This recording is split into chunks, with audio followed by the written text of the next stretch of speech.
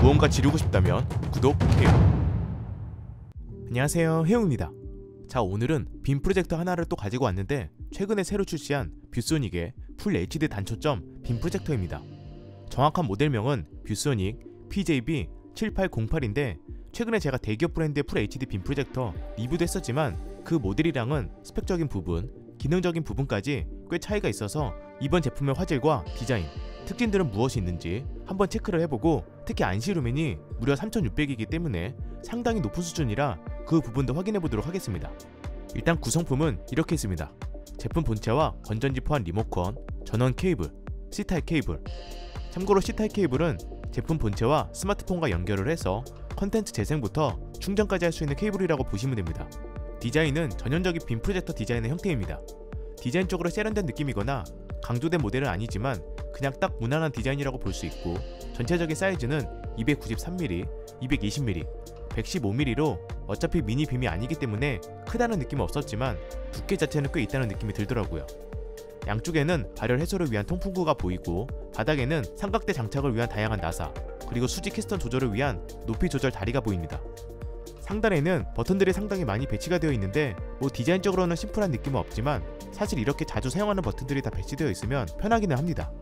개인 취향 차이를 보면 되겠죠.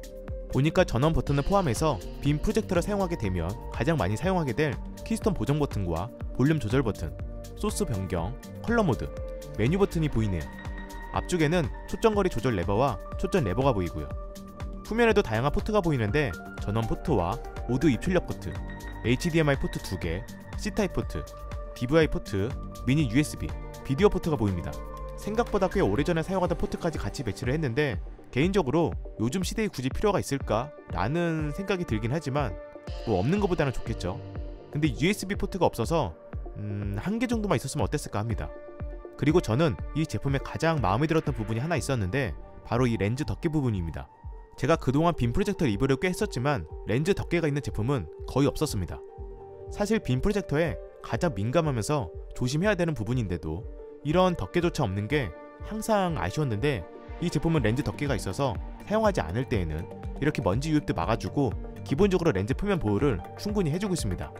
자, 그럼 대략적인 제품 디자인은 다 봤으니 이제 실제로 켜서 사용을 해보겠습니다.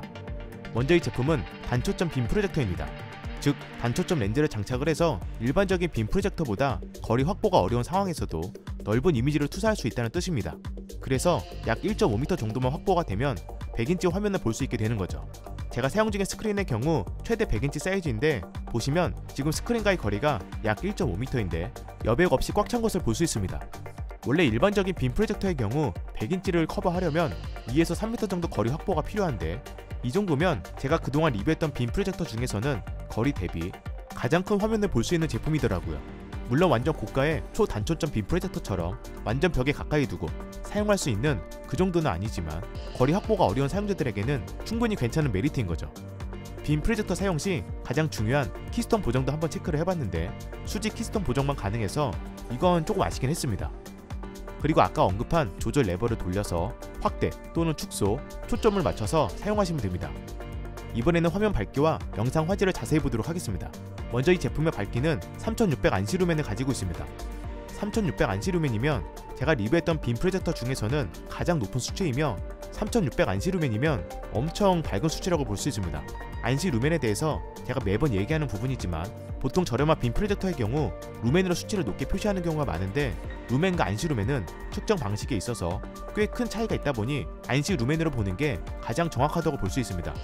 즉, 안시 루멘은 빔으로 스크린을 가득 채웠을 때 반사되는 빛의 밝기를 얘기하며 1000 루멘과 1000 안시 루멘 중 비교했을 때 1000 안시 루멘이 훨씬 밝다고 볼 수 있고요. 안시 루멘은 공식적인 측정 단위이고 루멘은 비규격화된 측정 방법이니 빔 프로젝터 구매 시 안시 루멘 수치를 확인해야 됩니다.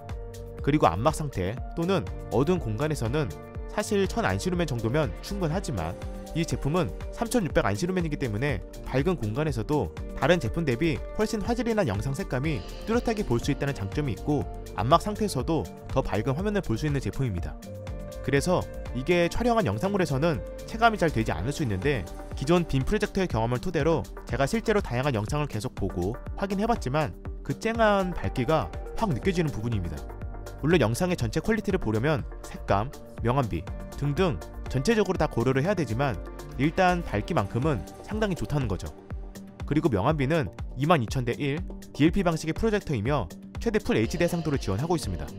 색상 표현력은 뷰소닉이 출원한 슈퍼컬러 테크놀로지 기술로 기존 DLP 프로젝터보다 더 넓은 범위의 색상 표현이 가능하다고 하는데 색 영역 수치값은 언급되지 않아 확인은 어려웠지만 제가 지금까지 사용을 해봤을 때 색상 부분은 이 정도면 충분히 좋아 보였습니다. 거기에 소닉 익스퍼트 기술로 더 뛰어난 사운드를 제공해준다고 하고 게임을 위해 특별히 미세 조정된 오디오 모드, 소닉 모드를 사용할 수 있다고 합니다. 이건 실제로 들어보고 직접 판단하시면 될 것 같습니다.